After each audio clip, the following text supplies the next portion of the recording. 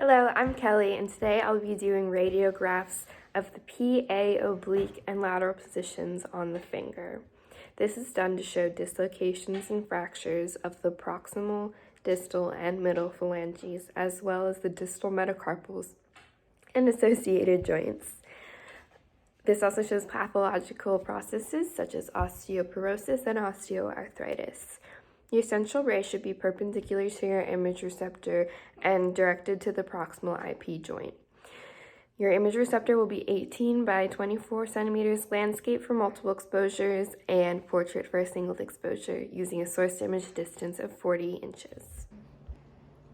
Next, I'll be doing an AP lateral and oblique view of a finger. Can you tell me your name and date of birth? Emily Izzo, 32-2000.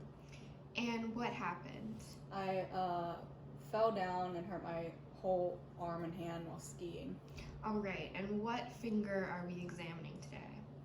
I'm mostly my pointer finger. Okay. And on a scale of 1 to 10, how much does it hurt? Like a 6 or 7. All right, well, I'm first going to shield you. Now, let's place your finger right there.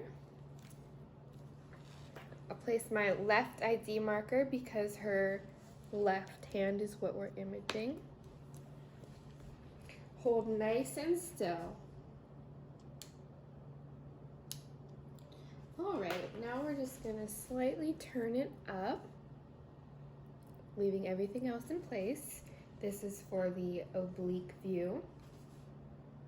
Hold nice and still. And the last view for the finger we're going to do is the lateral. So I'm gonna have you go like that. Get these fingers out of the way. There you go. Hold nice and still. The exam's complete. Next, I'll be positioning the thumb in the AP, lateral, and oblique positions. These are done to show dislocations and fractures of the distal and proximal phalanges, as well as the distal metacarpals and associated joints, and the pathological conditions of osteoarthritis and osteoporosis. The central ray should be directed perpendicular to the image receptor and centered to the first MCP joint. The image receptor should be 18 by 24 centimeters, landscape for multiple exposures, and portrait for a single exposure, using a source image distance of 40 inches. All right, now we're gonna switch to the AP thumb. So what I'm gonna have you do is stay just like that, and we're gonna go to your thumb. There we go. Hold nice and still. Next, we're going to do a oblique thumb, which just put your palm flat on there. Perfect. Just rest it right there. Hold nice and still. And lastly, we're going to do a lateral thumb. So you're just gonna go like that. Gonna make sure the other fingers are out of the way. Hold nice and still. The exam's complete. Now I'll be demonstrating an AP, lateral, and oblique view of the hand. This is done to demonstrate fractures and dislocations of the hand, as well as foreign bodies of the phalanges, metacarpals, and associated joints of the hand, as well as the pathological conditions of osteoarthritis and osteoporosis. Your central ray should be perpendicular to your image receptor and centered to the third MCP joint. Your IR should be 24 by 30 centimeters portrait, and your source image distance should be 40 inches. Now we're gonna x-ray your whole hand. So just lay it flat on the image receptor. You're gonna spread out your fingers. The left ID marker remains since this is the left hand. Hold nice and still. Okay. Now we're going to do an oblique hand, so just slightly turn your wrist like that. There you go. Hold nice and still.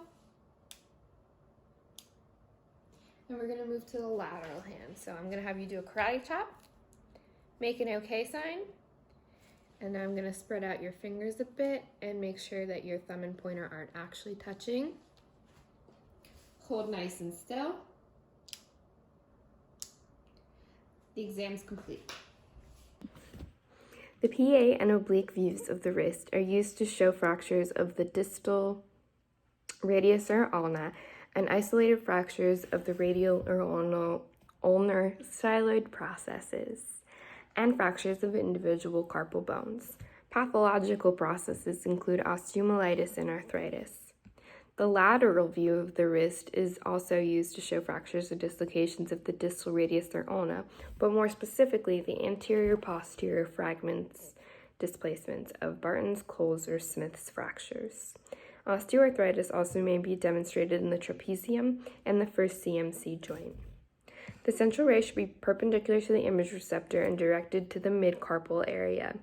Your image receptor should be 18 by 24 centimeters portrait with a source to image distance of 40 inches. Now we're going to begin the exam for your wrist. For a PA view of your wrist, you're just gonna put your hand nice and flat. Make sure your wrist is there. Okay. Hold nice and still. Okay, now we're going to do an oblique. So just like your hand, you're going to turn it up a little. Perfect. Hold nice and still. And the last view for the wrist we're going to do is a lateral. So do that karate chop again. Perfect. All right. And the wrist is all done. For an AP and lateral forearm, you're looking for fractures and dislocations of the radius or ulna. Pathological processes include osteomyelitis and arthritis. Your central ray should be perpendicular to your image receptor and directed to mid-forearm.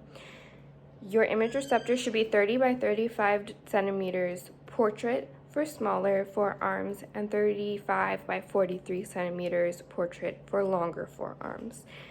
Use a source image distance of 40 inches.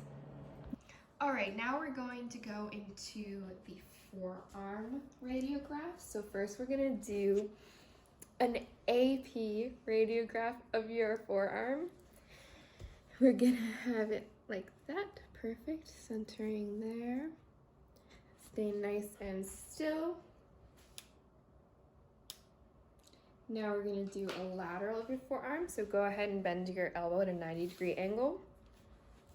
There you go. Leaving my marker and shield in place. Hold nice and still. The exam's complete. The AP lateral oblique, and medial oblique views of the elbow are used to show fractures and dislocations of the elbow, as well as the pathological processes of osteomyelitis and arthritis. The medial oblique view is primarily focused on the coronoid process. The lateral oblique view is focused on the radial head and neck, and the lateral view shows the elevated or displaced fat pads of the elbow joints, as well as certain bony pathological processes. Your central ray should be perpendicular to the image receptor, directed to the mid-elbow joint.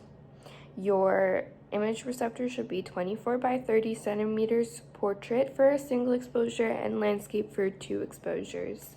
And again, you'll be using a source to image distance of 40 inches. Now we're gonna go from our forearm pictures to our elbow pictures. So first I'm going to do a AP view of the elbow. So go ahead and flatten out as much as you can. Okay. Hold nice and still.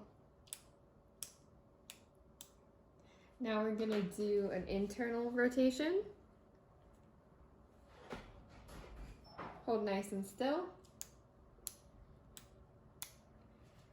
An external or lateral rotation. Hold nice and still. And a lateral. We're gonna have your arm at a 90-degree angle, just like we did for the forearm. There you go. Hold nice and still. Your exams are complete.